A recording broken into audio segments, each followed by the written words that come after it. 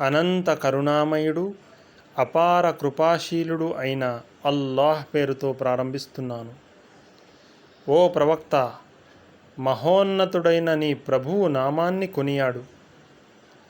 ఆయన విశ్వాన్ని సృష్టించాడు, సమమైన తూకాన్ని నెలకొల్పాడు, జాతకం నిర్ణయించాడు, ఆపై మార్గం చూపించాడు, వృక్షజాతులను పుట్టించాడు, తిరిగి వాటిని నల్లని చెత్తాచెదారంగా మార్చాడు.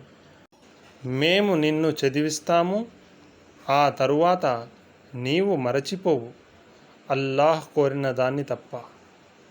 ఆయనకు బహిరంగమైనవి తెలుసు, గోప్యమైనవి తెలుసు. మేము నీకు సులభమైన మార్గంలో ఉండే సౌకర్యాన్ని కలుగజేస్తున్నాము కనుక నీవు హితబోధ చేస్తూ ఉండు. హితబోధ గనక లాభదాయకమైతే దేవునికి భయపడేవాడు హితబోధను స్వీకరిస్తాడు.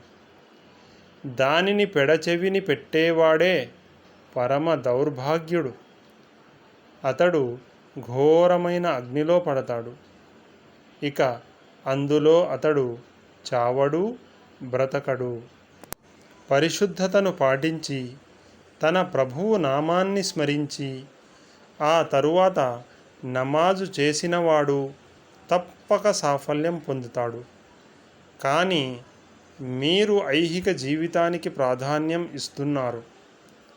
వాస్తవానికి పరలోక జీవితమే మేలైనది, శాశ్వతమైనదీను.